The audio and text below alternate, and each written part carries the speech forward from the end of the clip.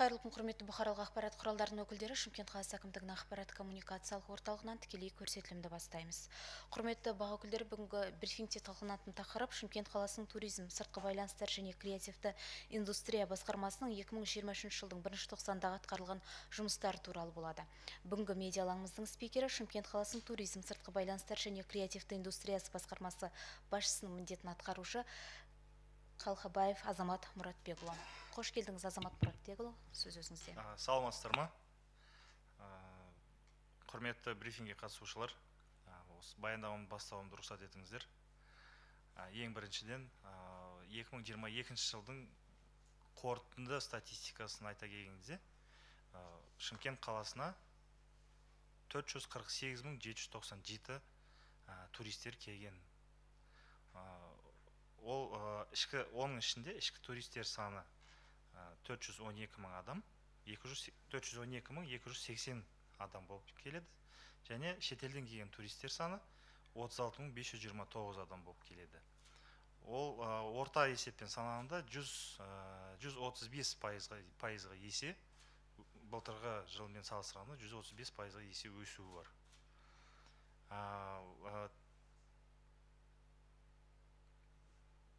Төсек тәулік бойынша санаған кезде 542.773 тәулік болып атқарылды, есептелді, есеп бар. Төсек орын саны көбейді, 5.516 төсек орын саны болды. Ол қонақ үйлердің ішіндегі төсек орындар деп есептелінеді, саналады. Объем оказанных услуг дейді, ол қызмет көрсету объемы 8 миллиард 200 миллион жоқ болды, табыс болды туристік негіздерде. Ал біздің туризм, осы біздің басқармамыздың өзі жұмысымыз 4 бағытта жасалынады. Ең біріншісі туристік инфрақұрылымды дамыту, маркетингті ілгерілету, креативті индустрияны дамыту, сыртқы байланыстарды нығайту. Ал туристік инфрақұрылым дамытуға келген кезде биыл бізде 13 қонақ үй ашылып жатыр.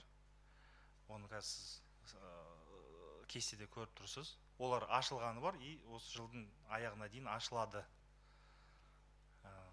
Жалпы есеппен алғанда 1311 төсек орын болады. Келесі ме? Енді маркетинг ілгерілету деген біздің сол направление алған кезде биыл Наурыз мейрамы кезінде өзіңіз білетіндей Наурыз Шымкенттен басталады деген ұранмен Наурызды өткіздік. Сол Наурыз кезінде біз өзіміздің дәм дәстүр деген іс-шарамызды өткіздік. Сол іс-шараға 40-тан аса қалалық тамақтану орындары қатысты. Ол жақта біз конкурс жасадық. Конкурста ең дәмді үздік Наурыз көже, үздік палау, үздік кабап, самса, фастфуд және үздік десерт деген номинациялар болды. Болған шығарсыздар,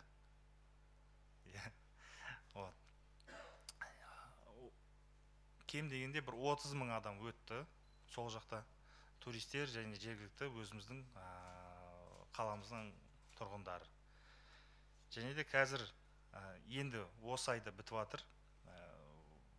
Менің гүлді аулам деген іс-шарамыз өткізіп жатыр. Ол былтырғы 2022 жылы қазаннан басталды. Ол конкурс осы апрельде бітіп жатыр.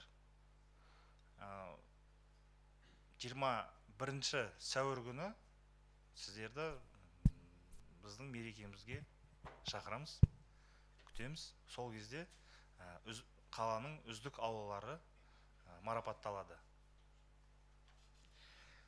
Және де креативті индустрия ол жаңадан бізге қосылған сала, креативті индустрия. Ол креативті индустрия бойынша 59 бағыт бойынша жұмыс істейді. Жалпы сан алған кезде біз өзіміз Шымкент қаласында 3 бағытта дамытамыз деп таңдадық. Ол дизайн, киноиндустрия және IT, цифровой технология дейді, цифровой технологиялар, сан технологиялар. Және сыртқы байланыстарды нығайту бойынша биыл сыртқы байланыстарды нығайту бойынша осы жылдың басынан бастап 16 кездесуді ұйымдастырдық. Шетелдік елшілер және шетелдік компаниялардың представительдері болды. Содан басқа биыл 3 шетелдік қалалармен бауырластық меморандумға тұрамыз. Ол Кутаиси қаласы Грузияда, Генуя қаласы Италияда, және де Сиань деген қала, ол Қытайда болады. Енді біздің келешекте өзіміздің жоспарымыз бойынша алдымыздағы, осы сіз көріп отқандай, алдымызда мероприятияларымыз бар, іс-шараларымыз. Ол Мобилография фестивалі болады, Tourism Awards, Artisans of Shymkent, TikTok Fest, форум, дипломатический форум дейді, туристік форум, және де креативті индустрия форум болады. Сол форумдарда, іс-шараларда сізді қонақ ретінде күтеміз, келіңіздер. Следующий. Енді өзіміздің жоспарымыз бойынша қаламызда туристерге қызмет көрсету саласы, оларға арналған арнайы біздің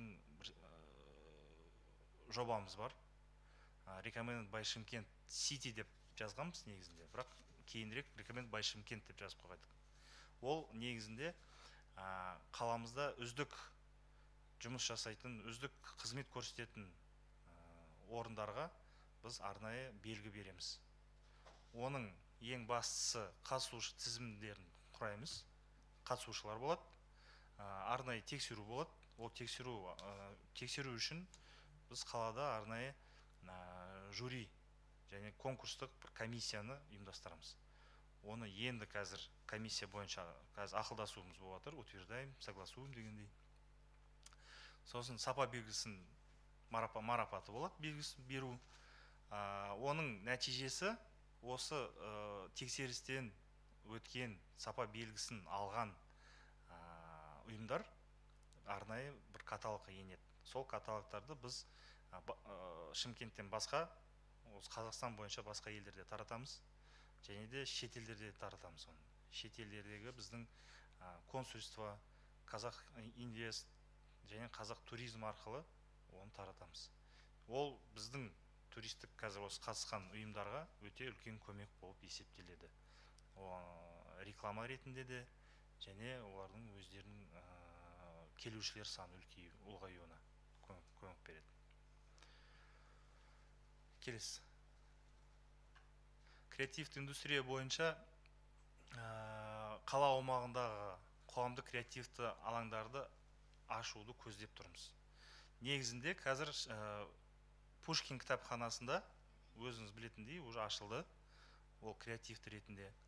Абай саябағында этноауыл. Этноауыл ол қазіргі біздің цитадель жақтағы этноауылды қарастырып жатырмыз. Жастар ресурс орталығы және орталық саябақтағы арт кеңістік болып есептеледі. Ол біздің жобамыз әлі алда. Енді келесі бар ма? Енді өзіміздің индикаторларымыз, инвестиция көлемін арттыру, ішкі туристердің санын үлкейту және тағы басқалар.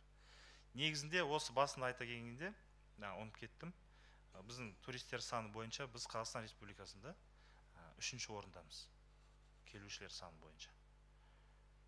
Официально ресми статистикамен. Сұрақтарыңыз болса? Рахмет, Азамат Мұратбекұлы. Әріптестер, енді сұрақтарыңыз болса, бүгінгі тақырып бойынша микрофон арқылы қоюларыңызға болады. Шынар Оразова ханымның сұрағы бар екен. Отырар телеарнасынан.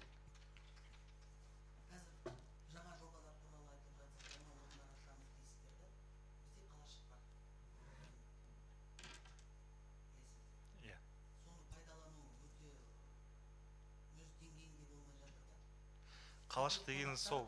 Шынар ханым, микрофонды қосып жіберсеңіз, естілмей жатыр. Жақындап. Айтып жатыр да, қазір келген қонақтарда өзіміздің қаладағы Шымкент қаласының тұрғындары да айтып жатыр. Мәселен, оны керемет жоба деп ашты да, қаншама қаражат кетті. Оны қазір пайдалануда барлық мүмкіндіктерін пайдаланбай отыр деген сіздердің енді бөлімдеріңізге де басқармаларыңызға да байланысты сияқты. Біз өзіміз тарапымыздан туристерін, біздің қалаға келетін шетелдік туристерді сол жаққа жіберіп тұрмыз. Ол біздің қалалық маршруттың негізгі бағыты болып есептелінеді. Сол қалашықтың әкімшілігімен біз жұмыс істеп жатырмыз.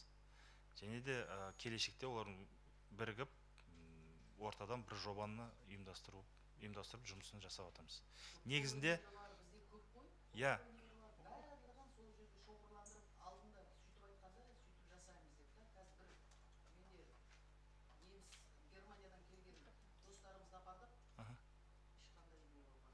я ол сұрағыңыз дұрыс, соны түсінем.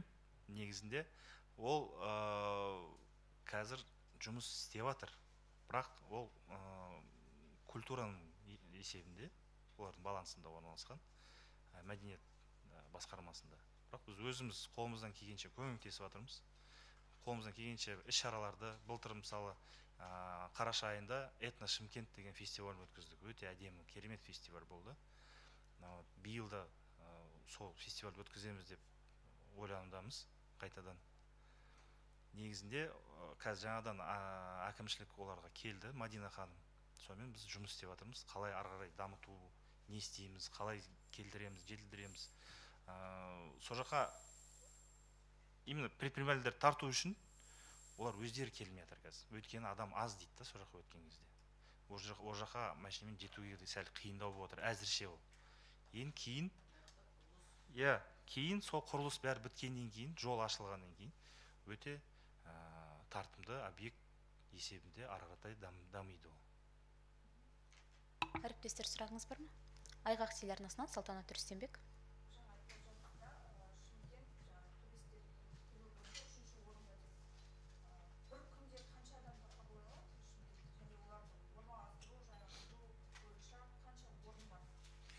Орналастыру бойынша біздің негізгі есеп алу жолымыз ол қонақ үйлер арқылы аламыз. Қонақ үйлердің статистикалық есебі арқылы.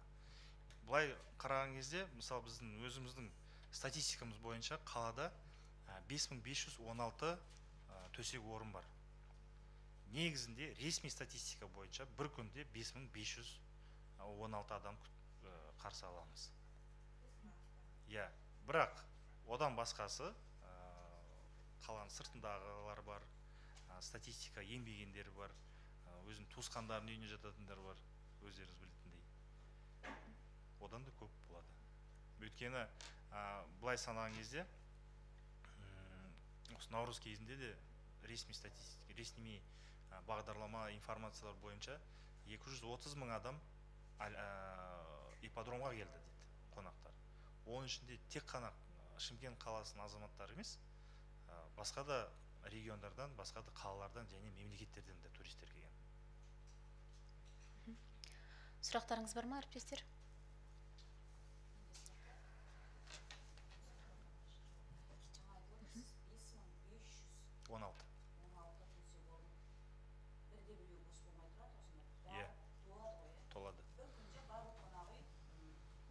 Бір қонақ үй 1000 адамға шақталған болса, 1000 қонақ қабылдап отыр ғой, қазір. Бос орын болмайды ғой. Негізінде осы төсек орын саны жеткіліксіз болып отыр қазір қалада. Біз инвесторлармен келіссөз жүргізіп, басқа да қонақ үйлерді салуға тартып отырмыз қаламызға. Рахмет. Басқа да сұрақтарыңыз болмаса, осымен баспасөз брифингін тәмамдаймыз. Құрметті Азамат Мұратбекұлы, бүгінгі баспасөз алаңына келіп, бақ өкілдерінің сұрақтарына жауап бергеніңізге рахмет. Баршаңызға алғыс білдіреміз. Аман сау болыңыздар.